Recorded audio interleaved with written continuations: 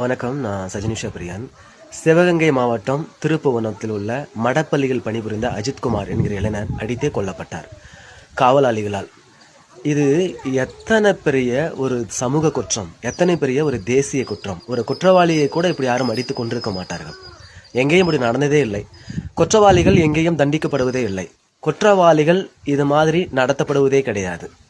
ஒரு நிரபராதியை அடித்துக் கொள்கிறார்கள். ஒரு நிரபராதியை அத்தனை விதமான சித்திரவதைக்கும் ஆளாக்குகிறார்கள்.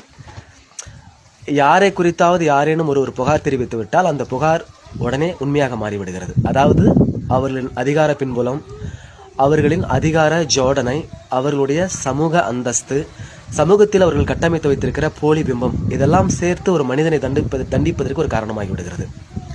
தமிழ்நாட்டு முதலமைச்சர் அதை சமாளிப்பதற்காக அந்த குடும்பத்தில் யாராயினும் ஒரு இளைஞருக்கு ஒரு அரசாங்க வேலை கொடுத்து விடுகிறார். பின்பு நிவாரண உதவித்தொகை தந்து விடுகிறார். அத்துடன் அந்த பிரச்சனை முடிந்து விடுகிறது. இப்படித்தான் ஒரு பிரச்சனையை இங்கே சமாளிக்கிறார்கள். ஒரு நிரபராதி கொல்லப்படுவதும் இப்படித்தான். இங்கே குற்றவாளிகள் தப்பித்து விடுகிறார்கள். எவ்விதமான தவறும் செய்யாதவர்கள் தான் இந்த மாதிரி பிரச்சனைகள் விசாரணைகள் சிக்கிக்கொண்டு தன்னுடைய உயிரை இழந்து விடுகிறார்கள். நம் சமூகம் எந்த மாதிரியான ஒரு சமூகமாக உள்ளது என்று யோசித்து பாருங்கள். குற்றமே செய்யாத ஒரு நபரை அடித்துக் கொள்கிறார்கள்.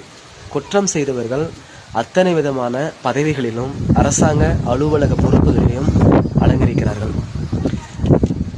இது எங்கேயோ ஒரு அஜித்குமாருக்கு நடந்தது மட்டுமல்ல, நாம் எல்லோருமே ஒரு விதத்தில் அஜித்குமார் தான்.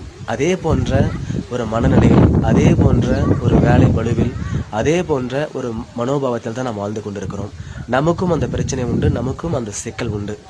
நம்மை சுற்றிலும் அதே போல மனிதர்கள் எங்கே எல்லா இடங்களிலும் நிரம்பி வழிகிறார்கள். இதிலிருந்து நம்மை காப்பாற்றிக் கொள்வது என்பது மிகவும் கடினமான ஒன்றாகும்.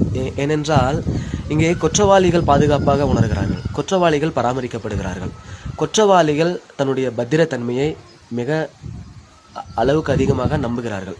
ஆனால் நிரபராதிகளின் நிலை கவலைக்கிடம்தான். அவர்கள் அடித்து கொல்லப்படுகிறார்கள். எந்த விதமான வாய்மொழிக்கும் அவர்கள் அனுமதிக்கப்படுவதில்லை.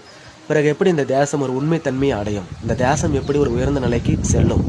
இந்த தேசத்தில் லட்சக்கணக்கான மக்கள் ஒரு கையிற நிலையில் தான் வாழ்கிறார்கள். அவர்களுக்கெல்லாம் இந்த சட்டம் உறுதியான பாதுகாப்பை வழங்குவதே இல்லை. அவர்களை யார் வேண்டுமானாலும் கேள்வி கேட்கலாம், யார் வேண்டுமானாலும் விசாரணைக்கு உட்படுத்தலாம், யார் வேண்டுமானாலும் ஏதேனும் ஒரு புகாரின் மூலம் அவர்களை துன்புறுத்தலாம், அடித்தே கொள்ளலாம். இதுதான் இந்த தேசத்தின் பூர்வீக நிலைமை. நாம் எல்லோருமே ஒரு விதத்தில் அஜித்குமார் தான்.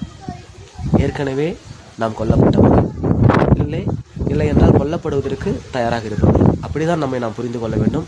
இந்த சமூகத்தை, இந்த சட்டத்திட்டங்களை நாம் தெரிந்து கொள்வதும் இப்படித்தான்.